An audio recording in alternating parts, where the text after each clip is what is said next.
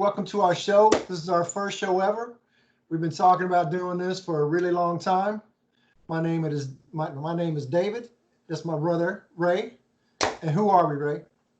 Preachers from the Bleachers. That's right. Sports fans for a long, long time. Talked about sports for years and years. We've known each other almost 15 years now.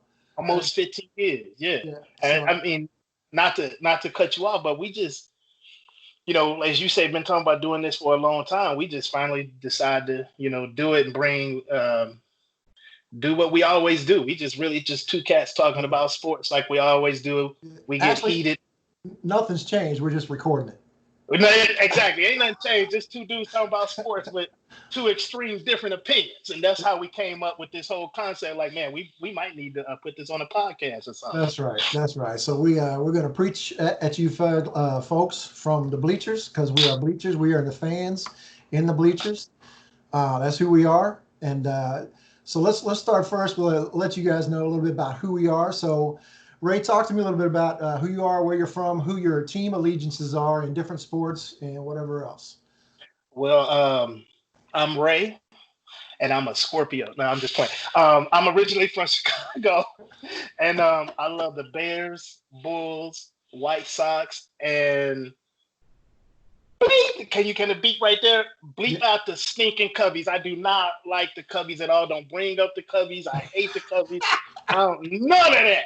Yeah. Bears, Bulls, White Sox, and the Blackhawks. Why don't you like the Cubbies? Man, them Northsiders, man. Wrigley Field is a joke.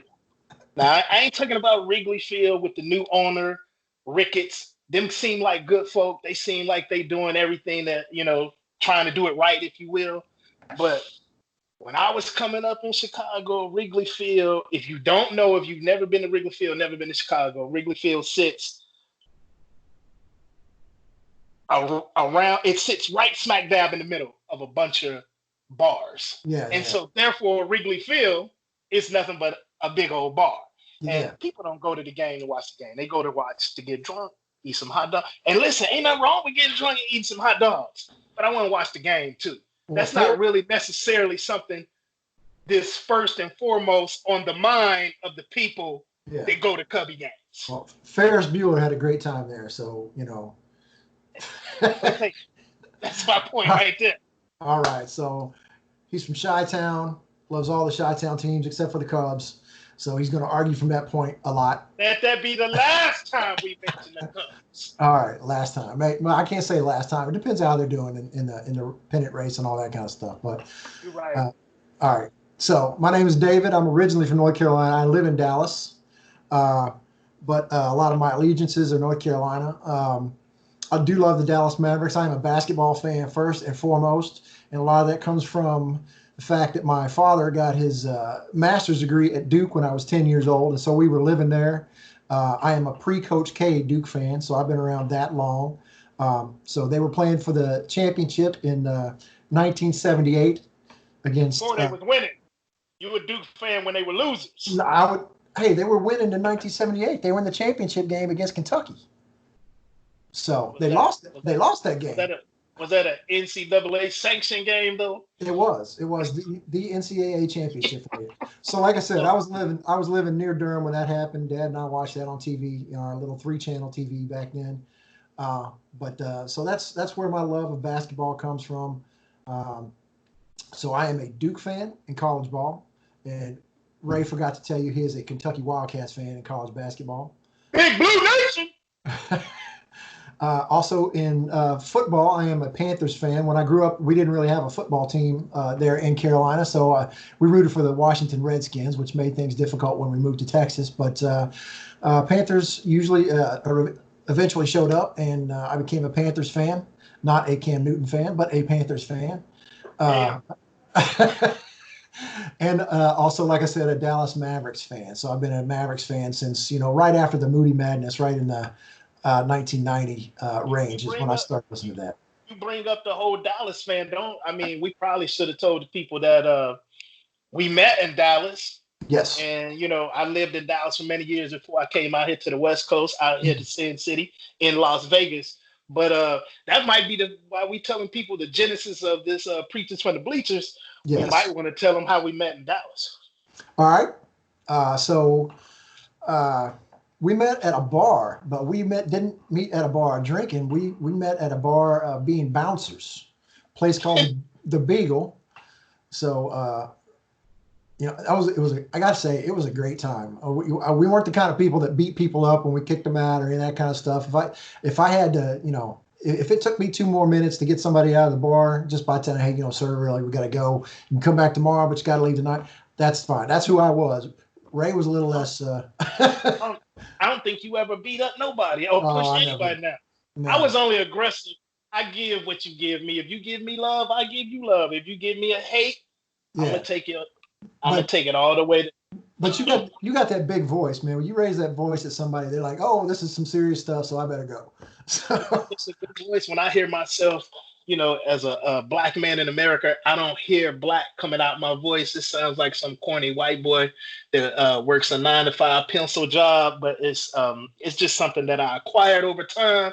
So if you hear big voice, that makes me sound, I feel better about myself. If that's what you hear. You have a very big voice, and you project very well. So anyway, that's what we spent several years there having a lot of fun, watching drunk people act like idiots, watching some of them get arrested for acting like idiots, and those were great times. We had a great time doing it. And that's where our conversation started, sitting on the door at the Beagle, and just have great conversations every night. So I think we might have been talking about this for the last maybe 8 or 10 years, but that's where the conversation started. But that's where it started. Yeah, right there on the Beagle, back on the VIP door, looking at boobs. Yeah. And ladies did dress to impress. They come in. I won't say that was a terrible thing. So what's next on the agenda, brother? So what's next on the agenda? You guys know who we are. So let's go to the hot hand right now and talk about just some things that are sort of in the forefront of the public and going on in sports. Of course, we got to talk about the situation with all the sports being shut down, like coronavirus. I kind of wanted to start it out saying something about XFL going bankrupt again. So, I thought that guy put enough money into it to last for 3 years, but I guess he needed to count on some of the ad revenue and stuff like that coming from television stations and radio stations, all that broadcast stuff to keep moving in revenue. So where he could afford some of the stuff later on. So that man just changed his mind. He said he allocated $500 million. I don't know about you, but it's easy to see they didn't spend $500 million this year. I think he just changed his mind. I think he just realized, you know what? I put $500 million into this bucket. I put a little heart, a little sweat. Excuse me. I put all these things into this, and COVID-19 knocked him out. Because, like you say, he might have been expecting to make some revenue. Yeah. But what good businessman? And we know the dude got to be a good businessman. He a billionaire, took something and made it into, he took a regional sport. Wrestling used to be a regional sport at one time, right? He took what was regional, made it all one national thing, and then took it to the stock market. So we know the dude is a good businessman. I'm just saying, he did everything right. I just simply think the brother just changed his mind. It may be, but I was kind of thinking, he put in $500 million, and all the ad revenue and the revenue from tickets and concessions and all that kind of stuff was going to make up that other money. And maybe it was going to cost $1 billion for those 3 years. He put in that half, and that other half was going to come from the revenue. So maybe that's the case, maybe not. But that kind of seems like he's done this before. He put a lot more thought into it this time than he did the first time. And it could be that he just said, you know what, I'm going to lose my ass here. So I'll just go ahead and declare bankruptcy now and be done with it. But how is losing for a billionaire like him, not for a pofo, but for a billionaire like him, what's $500 million? He write that off. Whatever it is, hey, he got it though. But I'm saying whatever it is he lost this year, that's just a write-off for all that money he made in the WWE. Whatever he making, it's just a write-off. So that's why I keep harping on that. I think the dude just changed his mind. Like, I don't know why he changed his mind. I don't, like you say, maybe it was a revenue thing. Maybe he was hoping to make maybe he was hoping not to lose as much money in the first year. You see what I'm saying? That could have been part of the plan. But I mean, I feel sad for all the players that was going to have an opportunity to just play again and maybe get back into the NFL. That cat, what's it, PJ Walker? Is that the name? Yeah. He back in the NFL because of that. And that's a good segue, because that's where I was going to kind of go next with this, to say, look, so the XFL, they played 5 games, right? So some people got some screen time. They got to play. They got to say, hey, I'm good at this or I'm not. And so PJ Washington signed with my Carolina Panthers. I'm sad we let Kyle Allen go. I thought he was promising. I know he was young, but he was. Let him go? Yeah, he's with Washington. I think they traded him to Washington. So Ron Rivera, who is his coach in Carolina, is now his coach. Yeah. So, but PJ Washington also is going to the team where his college coach is. So this is kind of right. The guy that helped him get into the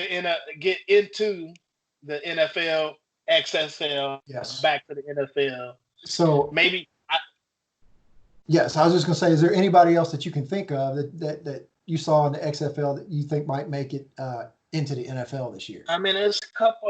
I know it's at least one other dude that played, but I was kind of hoping Cardell Jones would get back in, man. Like, the dude got a big arm. I don't know if he ain't got big brains or not. I don't know. I ain't saying he dumb or nothing. I'm just saying the dude got a big arm.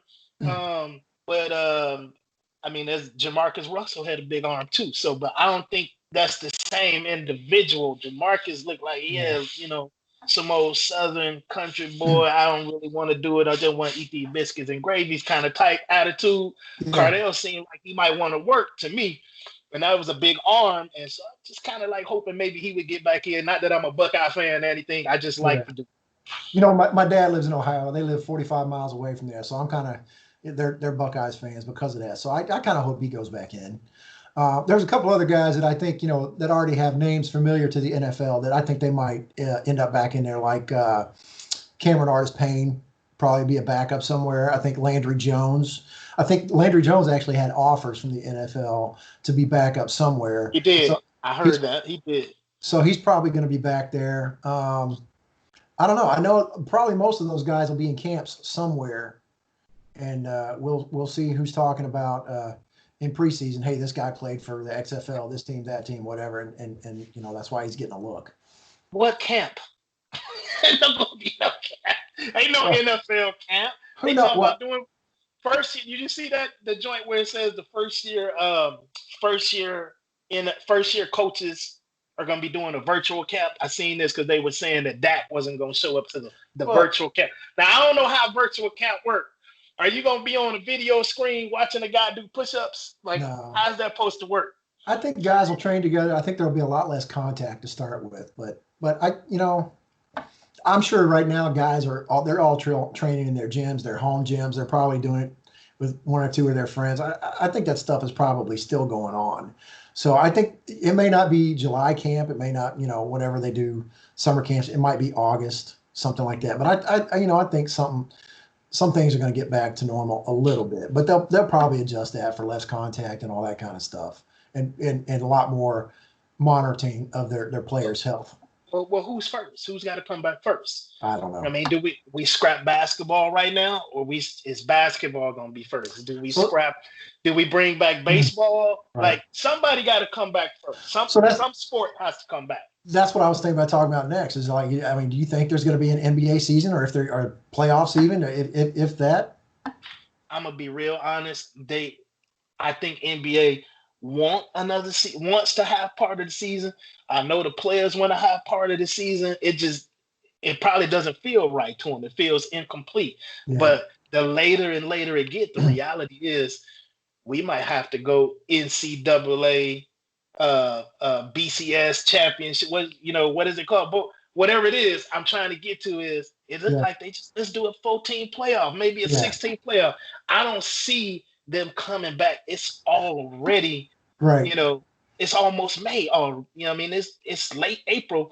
It's not gonna happen if they don't happen tomorrow. Like, if stuff don't be put into place tomorrow, and I don't work for the NBA or baseball and none of that, obviously, but these people got to be working on these contingency plans every day. But it's a contingency plan that changes every day. You know what I mean? Whoever gets on the stage for the CDC and say, well, we're gonna have 2 more weeks of closed down, shutdowns, and social distancing and all of that there. But if that might be the case, then they 2 more weeks away. You know what I would like to see? This won't happen, but I think it'd be kind of cool to make the NBA playoffs like the NCAA tournament. And so all teams start to play. Was it 30 or 32 teams? It's 32. And no, in the NBA, I always forget the count. Yeah, NFL, one of them's 30, one of them's 32. But play it like the NCAA tournament, and then like for the first 2 rounds until you get down to like the final 4, then it's all single elimination. Or with each round. Okay, so the first round is single elimination. The second round is best of 3. The third round is best of 3. Then when you get down to the final 4, it's best of 5. I like it. The championship is best of 7, something like that. So that'd be kind of cool. And everybody's in. Who am I going to take? Is that what you said? If you in the playoffs right now, you were saying those are the teams that you're taking. Yeah. But all teams play, though. You see what I'm saying? Oh, you're going to put everybody in the playoffs. Everybody's in. The first round of 32. That's a real sweet of you right there. Everybody get a ribbon. Everybody get a ribbon. It's not. Hey, man, I'm a Chicago Bulls fan. We don't have no damn business in no playoffs. One game. And the first round. It does. But everybody gets a chance to play again. Everybody gets a little more revenue. It's exciting. It's because you know how excited people get about the NCAA tournament, man. I feel you, but anything can happen in a tournament. Any one game. Any one game. Any one game. You know what else can happen in one game? Right. You can mess around and get Kobe White hurt for the Bulls. I don't need none of that. You need to come back strong. Oh, come on. He played a whole season. Don't give me that. The one game. He's going to get hurt and be out for the next season. Hey. He rose. That's what I'm talking about, baby. He might go out like that. And they have the audacity to put out there that Tom Thibodeau might be back. Man, he going to kill Kobe White just like he did D-Rose. Got my man out there playing 57 minutes a game, and there's only 48 in the doggone game. Some of that Bulls love right there. So anyway, I think that would be kind of a cool playoff format. Just it would garner a lot of interest, and everybody gets to play. Everybody gets a little revenue. Everybody gets to see their team for at least one game. But whatever. So the drafts are coming up too. So one of the things that I thought about, if we go straight into the playoffs from the NBA draft comes up. You know what I thought was really cool about this is that because the NBA season ended where it did, no team got to go fully into tank mode. So, I mean, there were some teams that weren't doing well, but you didn't get to that last month or two and then just tank everything. So your team kind of really is what it is at this point. So because nobody really got to tank, so your record is more reflective of who your team really is. So that is going to make the NBA draft more realistic this year, and I think that's pretty cool. So, because man, I hate it when people tank. You know that. So, and I think most people hate it when people tank, unless it's their team and they just want to get that number 1 draft pick. So, but this might not be the year for the number 1 draft pick. You're right. We're not drafting Zion this year. That was last year. So if we're gonna draft somebody, I mean, so maybe that might be the reason why they ain't tanking. I don't believe in John Wiseman. Do you do? No. Do you believe what's the kid out of Georgia? I have no idea other than his big NBA body why they saying he could be the number 1 pick. I'm just gonna be honest with you. I know this might sound bad on some degree or some level. I got the number 1 pick. I might have to take the ball boy. I'm just being honest. I'm gonna take it. I'm just saying. Trade. And then what's even worse? Golden State could end up with the number 1 pick. That just somehow, some way don't seem right to me. Wow. I know they was injured, but if I'm picking anytime after Golden State, I'm gonna have to ask for a recount of them balls. Whatever them balls they put in there, they need to weight Golden State's ball. It should not even have the opportunity to come to the top. I mean, they had the injuries for that poor record. I mean, Steph was out. He was out longer than he should have been. Clay was out. I get it. They lost KD. They lost Iggy. You know, they played with scrubs this year. A lot of those guys on the end of that bench were scrubs. They started some scrubs this year. And them scrubs played hard, but the reality is that we already knew. I get it. We can't change the rules. I'm just saying it's wrong because you know Clay coming back. You know Steph coming back, and they injury, or are they coming back from an injury, or are they coming back fresh? Both. Yeah. So and it just don't seem right, brother. It just don't seem right. Like, let's be, like I say, drafting the ball boy number one. Can you imagine him bringing the ball up with Steph on one wing and Curry on the other wing? That's not fair. That's just not fair, man. That's not fair. Because the ball kid might have a lot of limitations, but passing it with some style and some flair and sometimes some substance, that ain't a weakness. Tell everybody why you really hate the Golden State Warriors. Because they are jump shooting team. Oh, Lord. No, we going to jump into that right now? I can't stand jump shooting teams. Basketball is played inside out. From the beginning of time, there's only been 2 NBA champions where they shot jump shots and win. One was the Golden State Warriors, and the one was your Dallas Mavericks. Thank you very much. Led by Dork. All right. You want to get into the argument? We ain't going to get into it, man. We got to say something. We got to do more than one show. All right. Get into that later.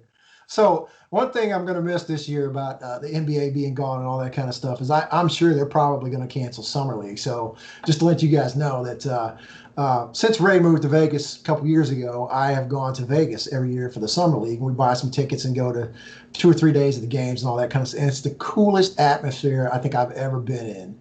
I think you're walking around the same halls, and by the same halls, I mean a foot away from people like Dikembe Mutombo. Ray got a good picture with Elton Brand, right? I mean, there's we sat a couple seats away from Juwan Howard and God Shamgod, and so they're all sitting in the stands with you, and it is just the coolest thing. And I know a lot of people like to get autographs and stuff like that. I kind of like to leave those folks alone, but it's just, for me, it's just for a basketball lover. I mean, these are the legends of NBA and college basketball, and I just love being in that atmosphere. So I'm so glad you said college basketball when you said legend and God Shamgod. But I feel what you're saying now. There was plenty of legends that do be walking around there. You just don't recognize them because they're a little old, a little gray, and a little crippled. But sometimes I'll be sitting next to a dude and I'll be looking at it, I'll be like, I know that guy. I was like, I know this dude. I just need the younger version so I can't picture him. I be trying to look at his lanyard to see if I can see his name. You know what I mean? Yeah. Now, them the cats I might want to get an autograph. I don't want no autographs from nobody younger than me. You ain't a legend. You ain't a legend to me. If you ain't a legend to me, if you ain't older than me, you just better at basketball than I ever could have been. But that doesn't make legend. And let me scratch that. Except for my main man, my brother from another mother, Kobe. Kobe younger than me. If Kobe was still living and walking down Summer League, I'd be all over there like a high school girl talking about, Kobe, can I get your autograph? Yeah. Well, some of those guys, like Kobe and the big dudes like LeBron and stuff like that, they got, the backstage passes or whatever, so that you won't see them in the halls. But a lot of the other guys you will. So, I mean, they'll be down with their teams and all that kind of stuff. So, if Kobe was there, he would have been down with the Lakers team. He wouldn't have been up, hanging out with us. But yeah, that's cool. So I'm really going to miss that this year. You're absolutely right. LeBron was there, but he came. But, I mean, he came through the back door somewhere. Next thing you know, we were sitting on the bench. Yeah. But all them other cats, coaches, legends, as we was talking about, one time, I don't know if you recall, Sam Cassell was right walking by. But he was being normal, Sam Cassell, talking a little bit of trash at somebody. Like he wasn't trying to hide. Sometimes they'll be walking. They'll be walking and they're not trying to hide, but they're not trying to be seen either. Sam didn't give two craps. He was like, hey, I'm just me. I'm going to walk to this gym and then back over to that gym. If you happen to see me, I'm going to pretend like I don't see you. He knows that everybody saw him walking through the hall, but he going to try to pretend like they don't. I'm like, dude, you're 6'2", 6'3", and you're being loud. Yeah. Like we all see you, dog. It's hard not to miss him. It's hard not to miss him. He looked like a baby alien anyway. Yeah, him and I think we used to call him the extra cranium or something. I don't know. I don't know what it was. But he's funny. Yeah. So, but go ahead.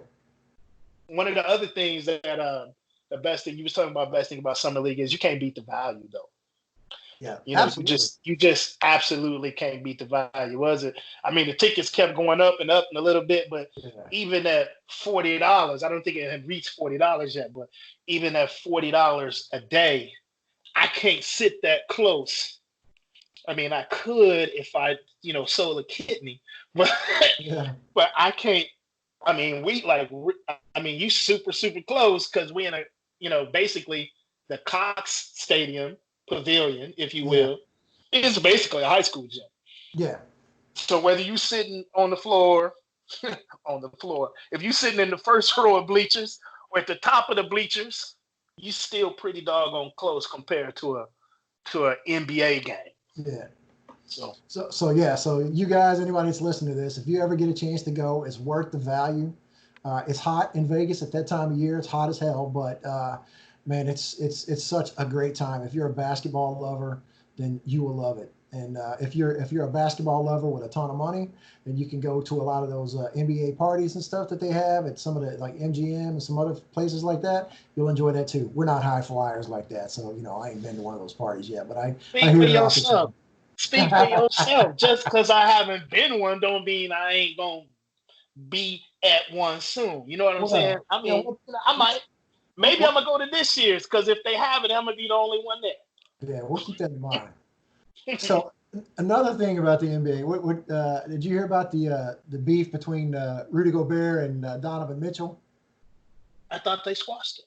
Oh, they may have, but last I heard was some people said it was unrepairable, and Mitchell was pretty mad at Gobert for walking around knowing he was sick. He didn't know he had the COVID at the time, but he knew he was sick. Yeah, and he's still walking around the locker room talking to people, touching things, and that kind of stuff. I kind of thought that was funny. There's always some beef in the NBA, and I don't know if that's going to be to the detriment of the Utah Jazz or not.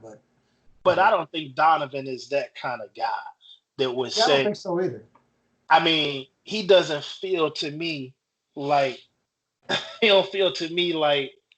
know what? I don't like this guy no more. Let's trade him. He seemed like a dude that's about his business, and he just gonna say, "I ain't going to the club with you no more."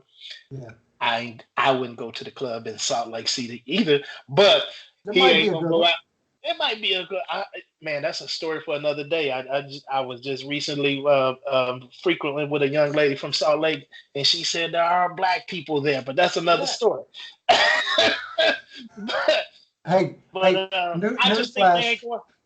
Newsflash, there's black people everywhere. You think you're going to go somewhere where there's not something, you're like, damn, there's black people here. Yeah, there's black brother, I promise you, there's define everywhere. Like, if we go to South Dakota right now, you're going to find some black people. I mean, you're not going to find a lot of black people, but you're going to find a black person. I want to try to tell you. And it's probably going to be me passing through to get some gas. But ultimately, what I'm trying to say is that I think Donovan Mitchell is about his business. I don't think he's the kind of dude that's going to hold a grudge and say, hey, man, trade the defensive player of the year up out of here and get me some different kind of help. I think it's just when we on the court, it is what it is. We're going to ball out. But when the clock go, when the buzzer go off, he out of there. He ain't got no conversation for him. So what I heard or read was that Donovan said, we still got some work to do. It's not, they ain't friends and they definitely ain't been hugging lately. But it is what it is. It may not be repairable to what it used to be, but it's repairable enough that they could still be contenders. Right. So, good luck to the Utah Jazz about that. I don't have any problems with the Utah Jazz. So, they're as good as anybody. If Mavericks can't win it, I don't mind anybody else, almost anybody else. So let's go with that. Who do you hate in the NBA? Who that you for the last team you want to win the championship? Man, that's a good question. There's several of them that I just dislike. Name them all. No, man, that wouldn't be fair because I might have to change my allegiance. What if my favorite player go to their team? Okay, so name three. Your lowest three. The three you hate. Detroit Pistons. Okay. But speaking of favorite players, my man D Rose went up there, had a hell of a year. So that's why I'm saying I hate to be saying I don't like this team or that team, and then somebody I love go play for your squad. Now, do you hate the Pistons because of the bad boys? But I hate them and I love them though. Yeah. And the reason why I say I love them because back in the 90s, and I don't care what nobody say, the 90s is the best era all time, best sports. Best music. I don't care what genre of music, rap, rock, disco, you name it. 90s is the best era of all times. But I'm gonna get off that soapbox and step down from the bleachers and stop preaching. But the back in the 90s, you had to go through something or somebody to get your championship. Yeah. But the Detroit Pistons made the Bulls. Jordan Rules with the whole Joe Dumars and Isaiah Thomas, just the whole squad just D'ing up Mike and D'ing up Scotty. They had to go through something. They earned them 6 championships before they got the first one. And so that's why I hate them and I love them at the same time because, they helped the Bulls, They made you better. They made us better. They made us, hey man, we got to go do it. If you came to face Detroit in the 90s, the bad boy Detroit Pistons, you was gonna have to earn it. And that's why I hate them, but I love them. But Detroit, it's pretty much anybody in the Eastern Conference with my Bulls, except for the Bucks. The Bucks are still the damn Bucks. Then the Bucks ain't never been and ain't gonna be. And a reason why is because they're in Milwaukee. Ain't nothing good about Milwaukee or Wisconsin except for sausage and cheese. And they all gonna cry when was that how you say his name? Hakuna Matata. That's what I said. When he get up out of there, they gonna be all crying, talking about I don't know what we gonna do. So that would be the Pacers. I don't like them just because ain't nothing good in Indiana outside of the Pacers. Ain't nothing good ever come out of Indiana. Now, I used to live in Indiana, man. No, you did. I said come from. Ain't nothing in Indiana but corn. That's it. Corn. That's the only thing good. Corn is stinking delicious. But that's it, my brother. Ain't nothing else good out of Indiana. But so just if you in the Eastern Conference, in the Central Conference, Central Division of the Eastern Conference with my Bulls, then those are probably the teams that I hate the most. Yeah, I don't like them. All right, so my teams are the Rockets, who I hate the most, and it's kind of flip flopped a little bit. Hate the Rockets. Why the Rockets? Well, because one, I think they got 2 championships that the Chicago Bulls gifted them. And Rockets fans will not admit facts. That. That's facts. They will not admit that. I hate James Harden. I hate somebody. He's a great shooter, but he's also a great flopper. And you know how much I hate flopping. And I hate it when the offensive players initiate a lot of contact and then they get the foul call. I hate that. Rockets do that a lot. But I've hated the Rockets for a long time, and I think it has a lot to do with this guy I went to college with because I was a Mavericks fan back then, and he was a big Rockets fan, and I didn't mind the Rockets back then. Elijah Wan was there, Sam Cassell, Vernon Maxwell, Big Shot Bob. before he was Big Shot Bob. Big Shot Rob. So I didn't mind him so much then. And I didn't mind him winning the championships while Jordan was gone. But I got these couple of Rocket fans that are just always on me about how much they hate Mark Cuban and how much they hate the Mavericks. And I get tired of listening to it.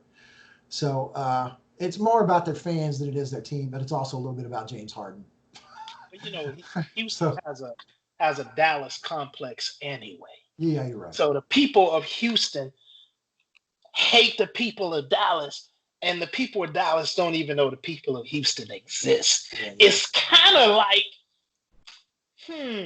Aggie fans and Longhorn fans. Oh, just in case, because nobody knows that you're a stinking Aggie. Well, no. Oh, my bad. You're a wannabe Aggie. What is it?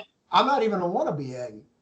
Listen, let me explain this to you because I have to explain this to people. Not a lot of people know I went to Texas A&M. I don't go around telling people I went to Texas A&M. I wanted to go to Duke University, and I knew I could not afford Duke University. So I went to A&M. It was the only school I applied to. I figured I could get in. I did. I went to school there. I got my degree. That's cool. I did not drink the Kool-Aid. I do not call myself an Aggie. The only thing that I ever owned that said Aggies on it was a fee statement. So I don't lie.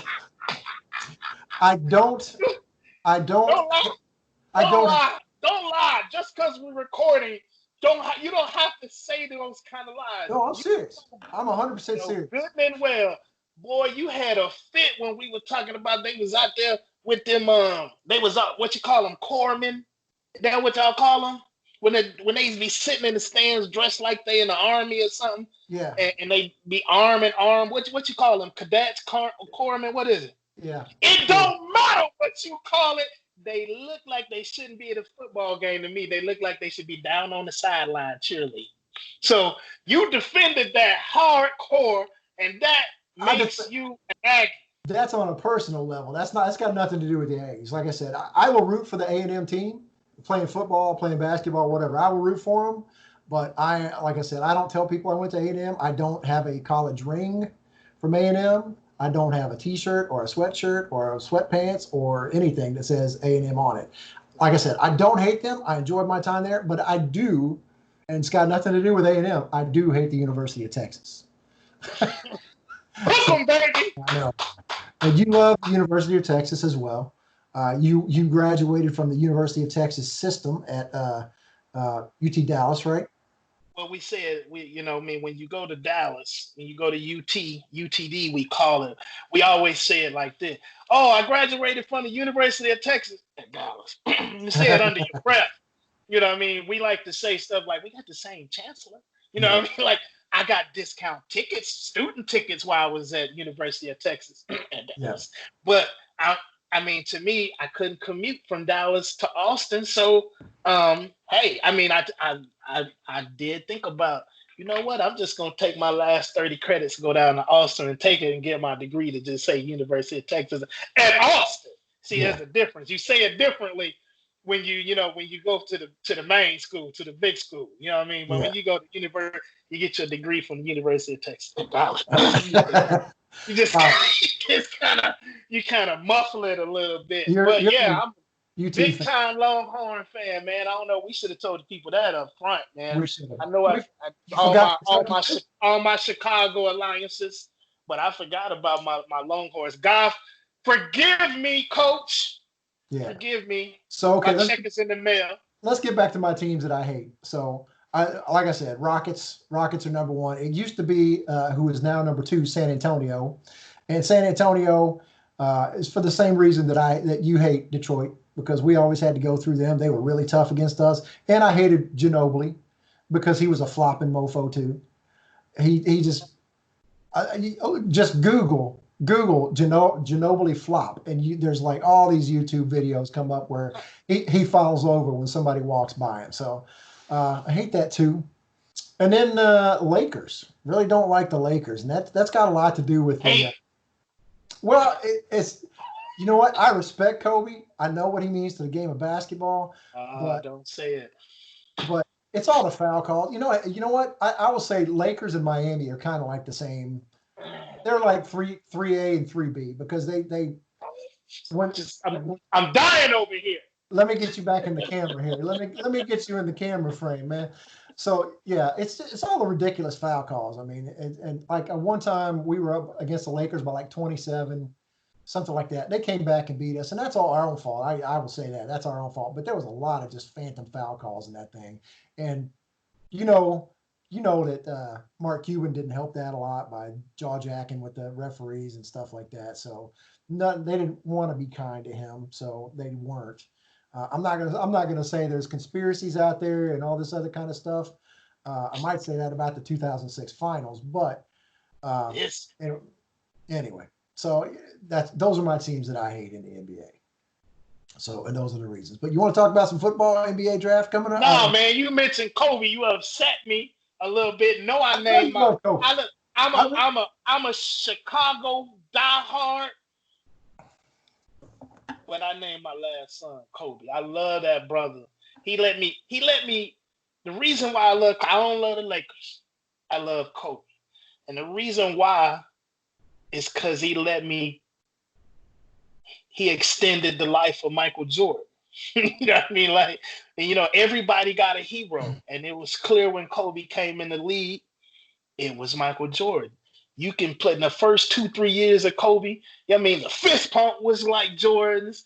The quotes and the inflections in his tone of his voice when he was doing interviews after the game He was like studied Jordan. Jordan. And then, the thing that both killers, both assassins. But I thought Jordan was a little soft when he came into the league. That's might be because he's from North Carolina, played in North Carolina. That's where soft people play. I like North Carolina as a team, but it's not Big Blue Nation where they build tough men. You understand? Yeah. So, but I thought Jordan was a little soft until he went at it with Xavier McDaniel or Xavier McDaniel. I don't know why people pronounce the X twice, but Xavier McDaniel, they got it. I thought Jordan was soft up until that point, but Kobe came in the league hard from the minute he came in, shooting air balls, didn't phase him one bit. I'm coming right back the next game, next minute, next hour, and I'm coming at you. So I just appreciate his whole extending the memories for me of Michael and just developing into his own man and just being an assassin and a kid. I mean, that's why I named my son Kobe. And when he died, I felt some kind of way because I mean, I named my son after. You know what I mean? I'm a man that got 6 sons, named them all Ray, but this son got to be Kobe. Yeah. So yeah, that was a sad thing, and I respect Kobe a lot. What he's done for the game of basketball and what he was doing after his career ended in basketball was the legacy he's going to leave is just amazing. One of my favorite stories from people talking about his death and what they meant to him, and little anecdotes about how they met him and stuff like that was Jimmy Fallon. Did you hear that one? Jimmy Fallon was talking on his show. Is he moved to L.A. or he was out in L.A. one time when Kobe was a rookie, so he was young, and so he was at this party and he met Kobe, and there's all these people, and I forget whose party it was. It was somebody big, but they were all really famous people, and Jimmy Fallon's just kind of being there, and he's just fresh off Saturday Night Live and out there in L.A. maybe doing a movie or something like that, and so he kind of sidles up to Kobe and he's like, "Hey man, what's going on?" He's like, because they didn't really know each other. At that time, Kobe wasn't Kobe. He was just, he was a rookie with a lot of promise, and so they just kind of hung out together that night, and sort of just chatted while all the big famous people were talking to each other. And somebody said, "Hey, we're out of beer." So the other guys, so Kobe and Jimmy said, "Yeah, we'll go." Or one of them said, "Hey, we'll go. Do you want to go?" "Yeah, we'll go get some beer." So Jimmy Fallon goes with Kobe, the 17-year-old Kobe Bryant, to get beer. So they get to the beer store, and Fallon had forgotten his ID or something like that, so he couldn't get the beer. So he's like, "Oh man, I don't have it, blah, blah, blah." And so Kobe whips out his wallet and says, "I'm a Laker." And he shows his Laker ID, and the guy gave him the beer. And so it's LA, baby. It's a Laker time. So Fallon goes, Fallon, what he said when he was telling this story, he said, "First thing I do when I see you in heaven is, man, we're going on a beer run." And I thought that was really cool. That was really cool. All right, so we discussed Kobe now. Let's move on to NFL. I know you love NFL. You keep track of college guys a lot more than I do. Tell me what your thoughts are on the NFL draft that's coming up. Who's going to go big? Big in terms of what? Like who's going to go like higher than they should? Yeah, let's say who do you think is going to do better than a lot of people think they would? Yeah, I know there's a lot of people. The quarterback out of LSU, is he going to go first round, second round? I think he's probably going the fourth or fifth round, maybe. I forget his name. Tell me what his name is. From LSU, he's going first, David. Okay, first. All right, go ahead. Did you say first, second, third, fourth round? Well, I saw right now, people thinking, is this a sport cast? No, this can't be a sport podcast. This guy don't know that Joe Burrow is going one. Wait a minute. Just stop. Let me talk. I said that. I was thinking, okay, he's a first round guy. And then I saw the look on your face. I was like, oh, was I wrong? Maybe it was a third or fourth round. I don't know. But anyway, so that's why I was passing gas. I saw the look on your face. That's what the look was. Did I say something wrong? What did I say? So there you go. So you think Burrow's first? You think he's going to live up to the hype? I mean, there's not a lot of Cincinnati is a place where quarterbacks go to die. So it's hard to say. They got a young coach in Zach Taylor, man. So I ain't really see nothing from them last year that makes me say he the guy. You know what I mean? It's not. He didn't show me something like when what's the Rams coach? I can't think of his name right now, but he didn't show like when that guy hit the scene. You was like, oh man, we got something. We could do something. We can work with this. Zach Taylor didn't show me that last year for the Bengals. So if it's all about what organization you go to, I don't care how great you are. What's your organization like? What's the people around you like? Do you got a left tackle who can protect that blind side?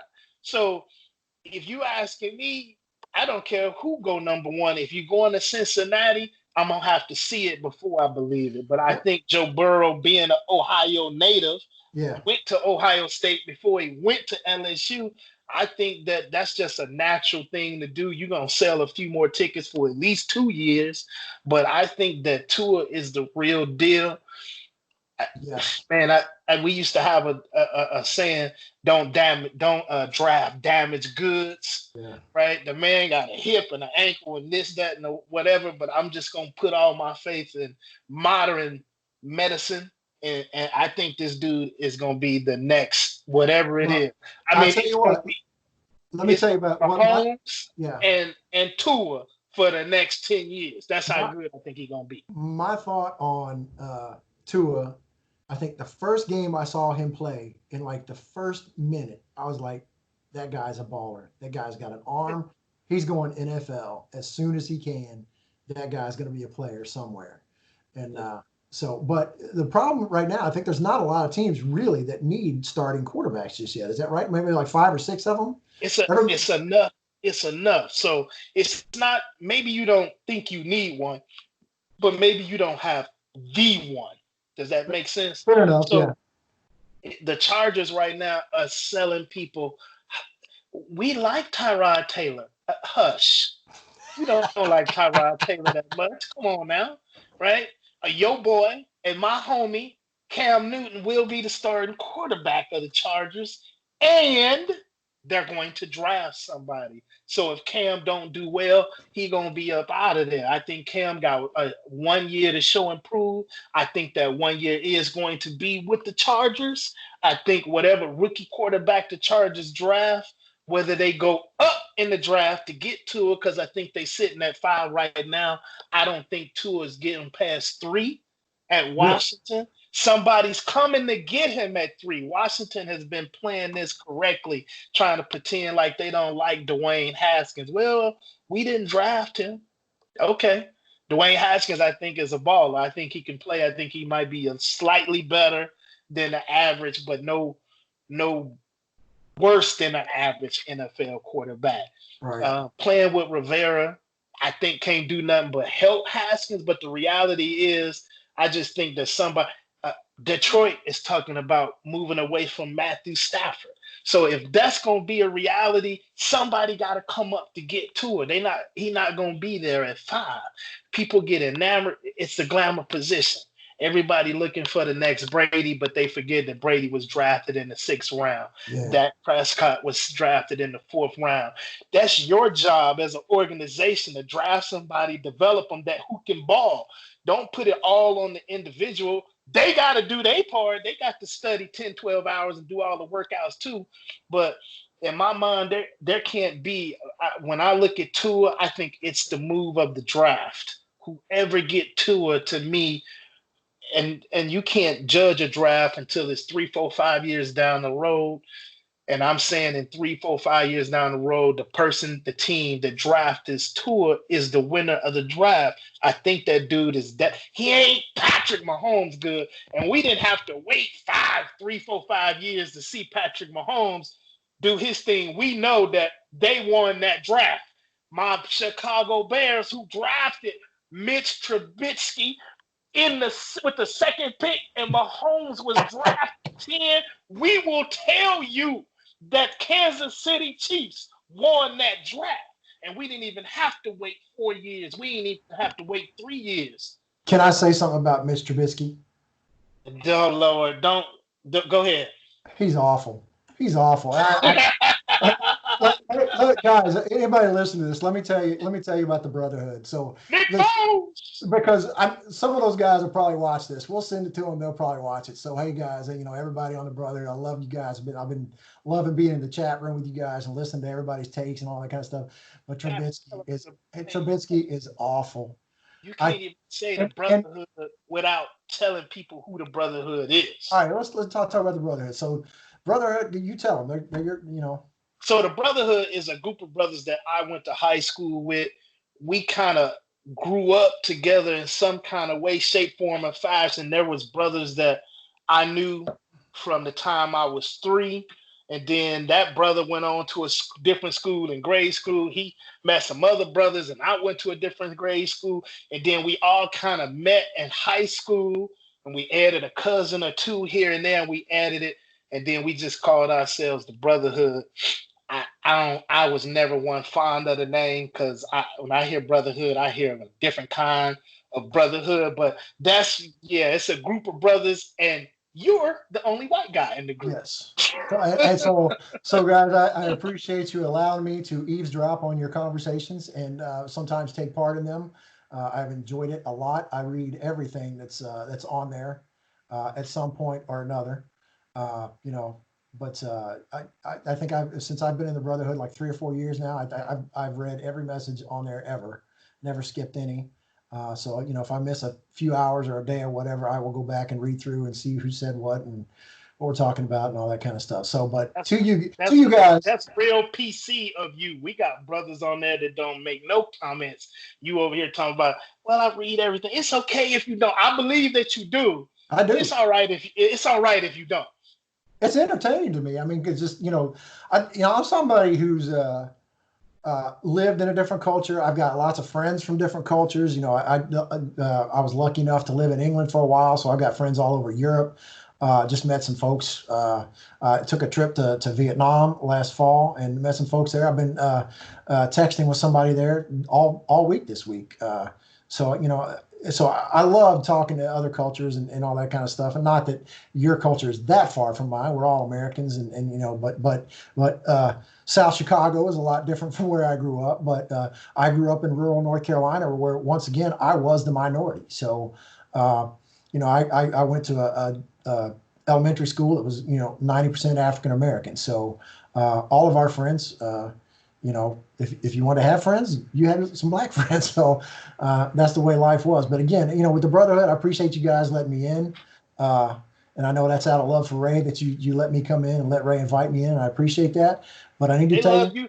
They love you more than they love you. But Mitch Trubisky is awful.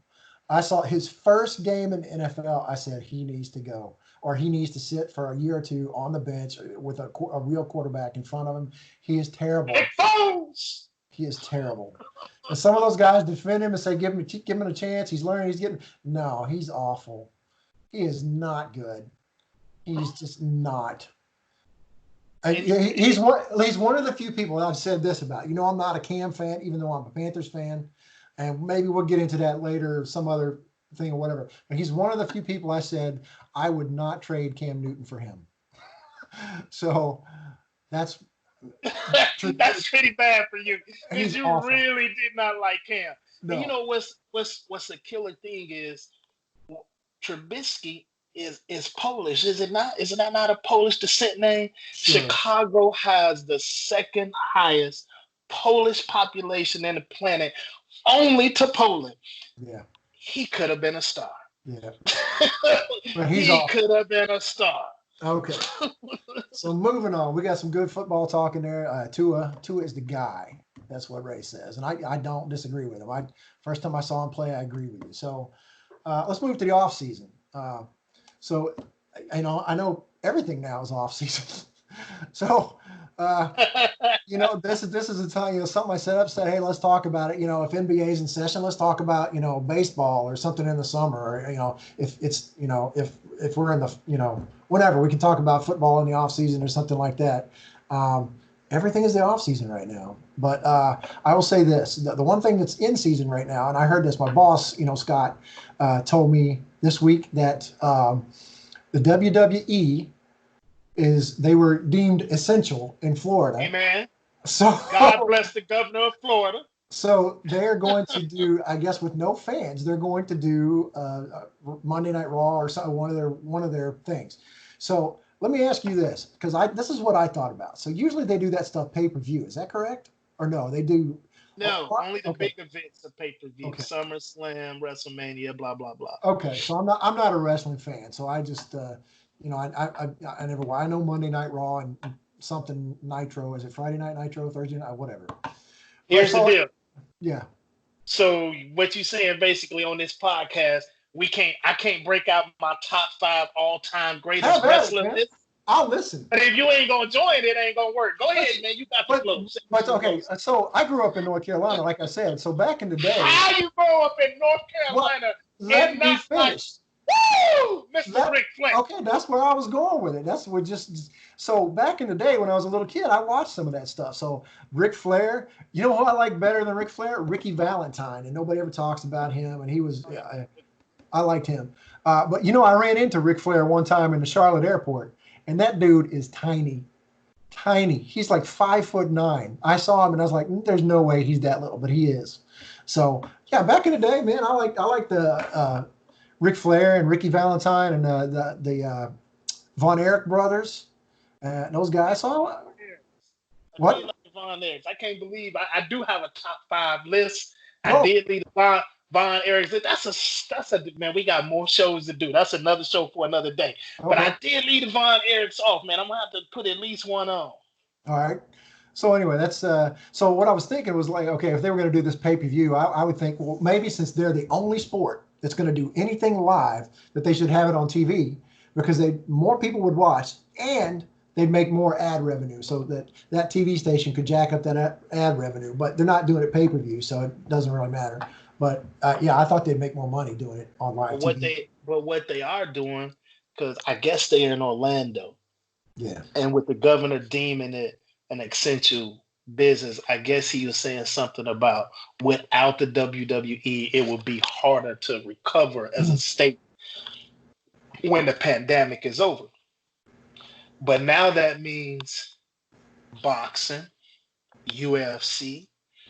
If we going into the WWE facilities, we can go over. If they putting on them, they can put these on too. We don't need no fans to do boxing either. We don't need no fans to do UFC either.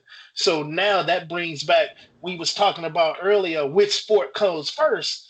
Well, it's going to obviously real sports, no disrespect to WWE, well, it's obviously going to be UFC, because Dana White was killing himself trying to buy islands and whatnot just to put his events on. So now, if that's going to be the case, now all he got to do is holler at Vince McMahon.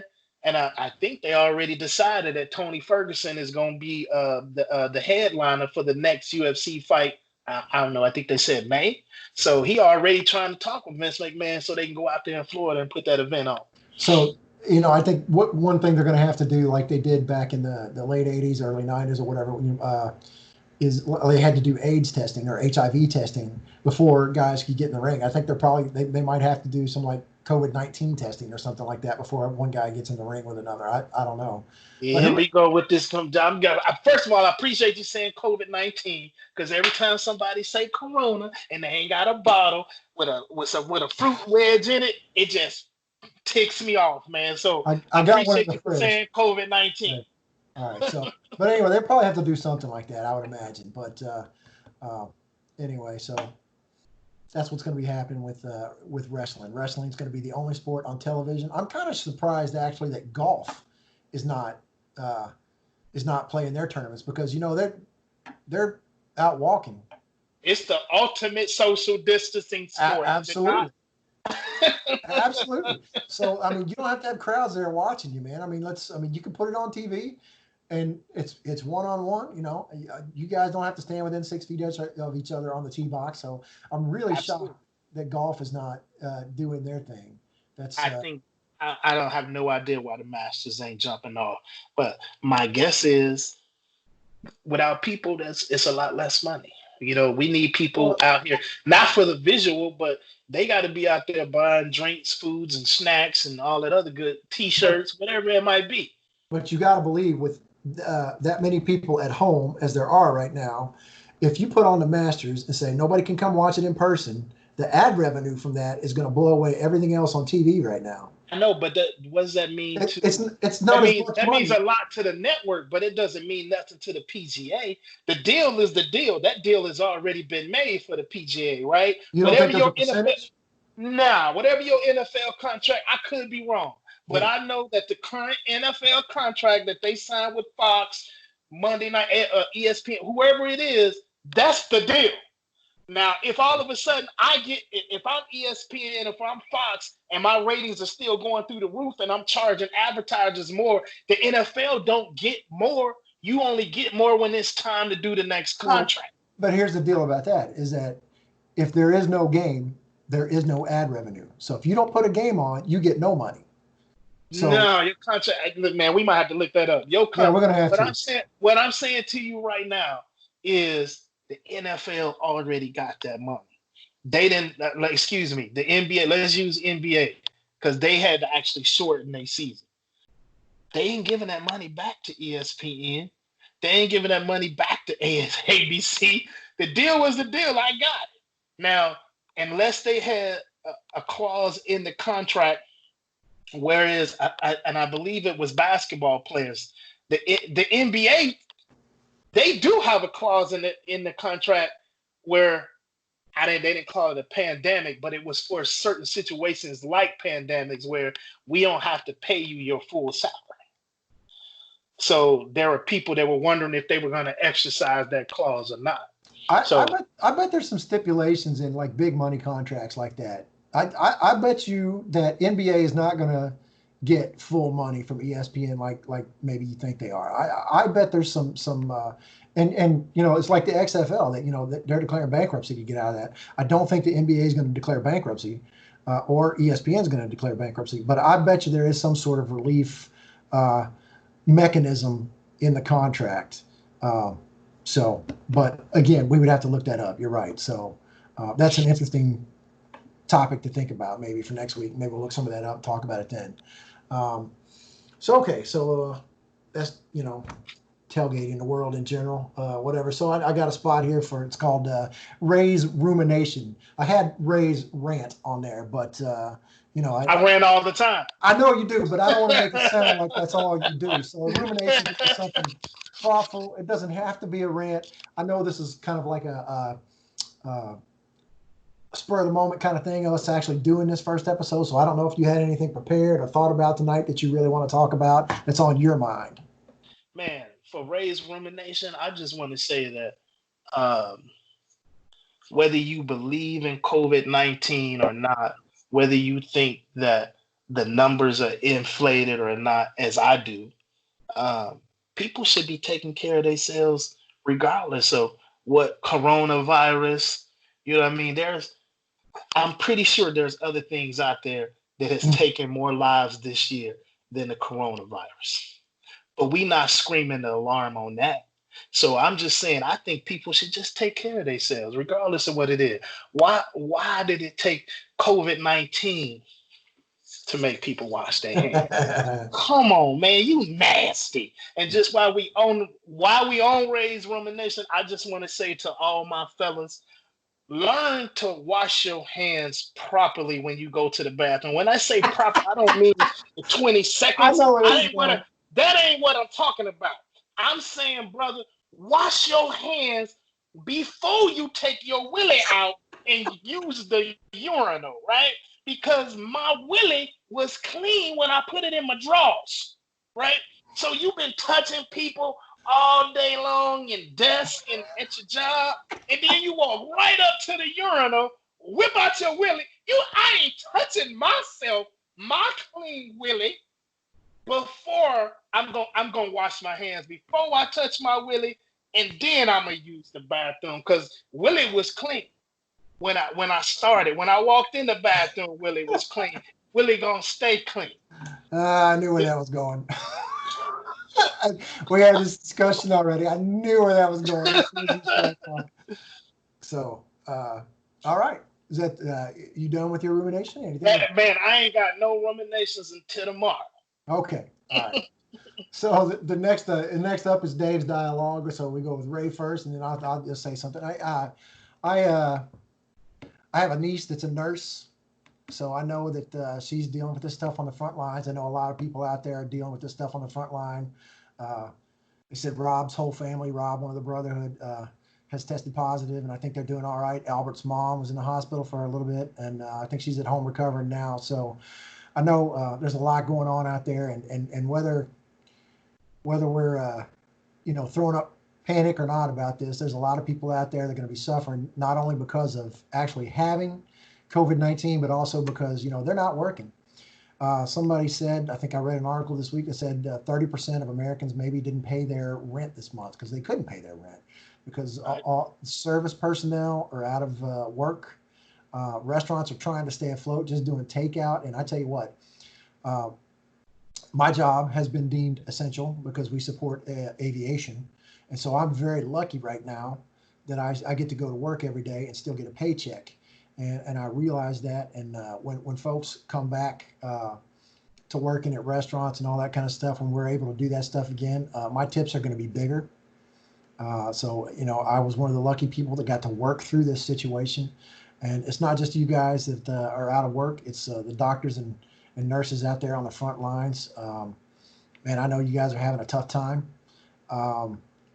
So I just, our prayers and thoughts are with everybody that's suffering kind of this from this. And I know that when the economy gets back going, it's probably going to be slow going. They're going to kind of, I would bet they kind of roll out. Okay, this next section of industry can come back to work now. Let's see how that goes. And then this next industry can come back. And probably service industry is going to be one of the last ones to do that. So if you are a bartender and you need that to go through school, or you need that to get your rent paid, or buy food for your kids, or something like that, our thoughts are with you. And like I said, when we come back, my tips are going to be bigger. Jamal, I know you'll probably see this. So Jamal's a friend of mine that I met. He has his own podcast called What Do I Know Sports. Look that up. We pubbing other people's podcasts already. He's a friend of mine. We all talk about sport. Jamal, he's also a bartender, and that's where we met and started talking about sports. And you've met him. I took you up to meet him and had some wings at his joint. And so when this is all done, Jamal, I'll come by and I promise you get a good tip from me. So, but I'll spread around what I have the best I can. I got my coronavirus COVID-19 bonus check today from the government. It was in my account this morning when I looked into my savings account or my checking account. So I will spread that around the best I can. And that's Dave's dialogue for the day. So I think with that, I'd say we did a pretty good show to start for something that wasn't really planned very well. But yeah. Some good facts. Yeah, facts. So we'll write down some stuff for next week and maybe cover a little bit more ground. I'll be more prepared to talk about some of the things that you know more about, like the football and all that kind of stuff. my football knowledge. I like football, but I don't love football. Like I love basketball. So most of my football knowledge comes from dominating fantasy leagues, as I normally do. If you're listening, Brotherhood, that's 2 championships for me in what, 5 or 6 years. So we'll say that. I am good at it. I am good at analysis. Just throwing salt. Yeah. Just salt. You're throwing salt and shade just all over the place. Well, So anyway, so I want to thank you. Say thank you to my brother Ray. I love you, man. I love doing this. It's something we should have done a long time ago. I love these conversations we have, and hopefully other people will find them entertaining. And with that, I say thank you and good night. And anything else you'd like to say? Peace. All right. Thanks, guys. We'll hit stop here and put this up. Thanks, guys. Good night.